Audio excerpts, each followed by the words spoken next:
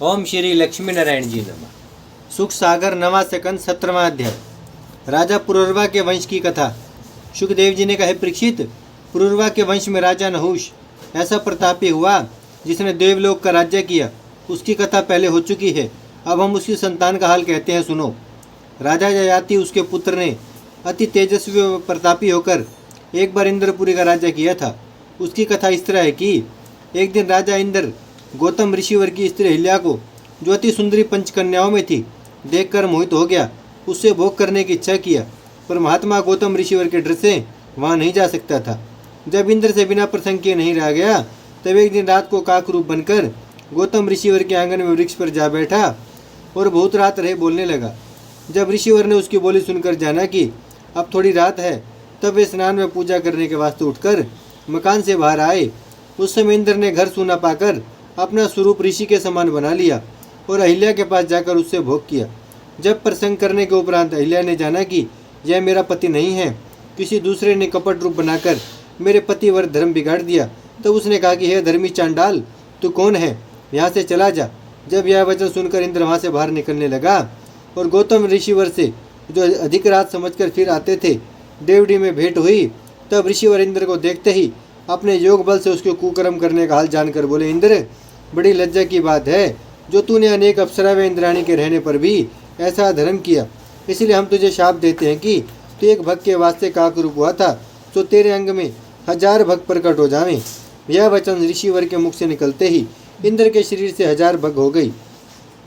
जब मारी लज्जा के वह राज सिंहासन पर न जाकर कमल की डार में छिप रहा, तब ऋषिवरों ने इंद्रासन सूना देखकर राजा नहुष को इंद्रासन पर बिठाया। जब इंद्राणी का रूप देखकर राजा नहुष कमन चलायमान हुआ, तब इंद्राणी पतिव्रता ने बृहस्पति जी की आज्ञा अनुसार नहुष से कहा कि तुमने आज तक जो शुभ कर्म किया हो उसे बतलाओ।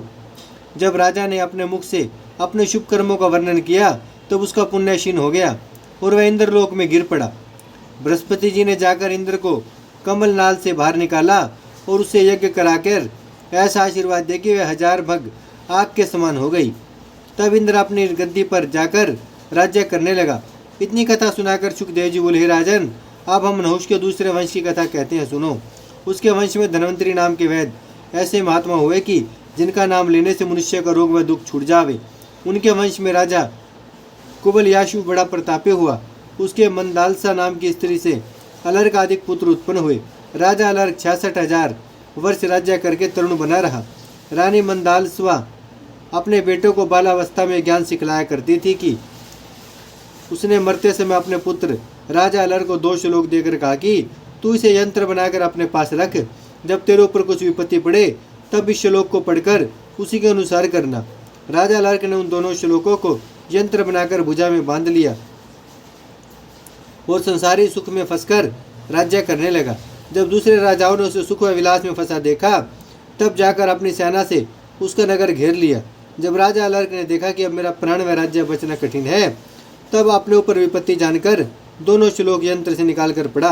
उनमें लिखा था कि महात्माओं की संगत के सिवा संसारी वस्तुओं से प्रीति नहीं करना। संसारी लोगों में संगति व प्रेम करने से पीछे दुख होता है। जगत का व्यवहार स्वप्नत्व समझकर उसमें मन न लगाना चाहिए। संसार में चाह रखना यही दुख की फांसी है। जब उन श्लोकों को पढ़ने से राजा अलर्क को ज्ञान उत्पन्न हुआ, तब वह विरक्त होकर वन की ओर हरि भजन करने चला। उस समय दूसरे राजाओं ने जो उसका नगर घेरे थे, यह हाल सुनकर राजा अलर्क से जाकर पूछा कि तुम बिना युद्ध की हार मानकर वन में क्यों जाते हो। अलर्क ने उत्तर दिया कि राज्य करने के उपरांत नरक भोगना पड़ता है, इसलिए मैं राज्य नहीं करूँगा।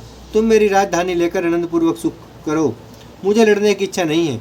जब यह वचन सुनकर दूसरे राजाओं को भी नरक भोगने के डर से ज्ञान उत्पन्न हुआ, तब उन्होंने राजा अलर्क का देश लेना उचित नहीं समझा और अपने अपने देश को चले गए। राजा अलर्क फिर धर्मपूर्वक राज्य करने लगा। इतनी कथा सुनाकर सुखदेव जी बोले, राजन, देखो, हरि भजन का ऐसा प्रताप है कि जैसे कि राजा अलर्क ने हरि भजन करने की इच्छा की, वैसे ही नारायण जी की दया से उनका दुख छूट गया। और जो लोग परमेश्वर का तप व श्रवण करते हैं, उन्हें नामालूम कैसा सुख मिलेगा। उसी अलर्क के देश में राजा रंभस ऐसा महात्मा व ज्ञानी हुआ कि जिसके कुल में सब ब्राह्मण हो गए। उसके वंश में राजा अरज बड़ा प्रतापी व धर्मात्मा हुआ। उसके 500 पुत्र अति बलवान उत्पन्न हुए। एक बार इंद्रादिक देवताओं का राज्य दैत्यों ने छीन लिया था। जब इंद्र ने बृहस्पति की आज्ञा अनुसार राजा रथ से सहायता चाही, तब उसने अपने 500 पुत्रों को साथ लेकर इंद्र की सहायता की। जब दैत्यों को जीतकर इंद्रासन देवताओं को देने लगा, तब इंद्र ने कहा कि देवलोक का राज्य आप कीजिए। इंद्रादिक देवताओं के कहने से बहुत दिनों तक देवलोक का राज्य करके वह मर गया।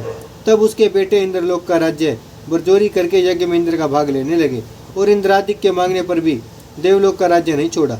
तब देवताओं के विनय करने पर बृहस्पति जी ने अपने तपोबल से राजा रज के बेटों को मार डाला। जब उनमें कोई जीता नहीं बचा, तब इंद्रादिक देवता बृहस्पति गुरु की कृपा से इंद्रपुरी का राज्य पाकर अपना भाग आनंद पूर्वक लेने लगे। ओम श्री लक्ष्मी नारायण जी नमः।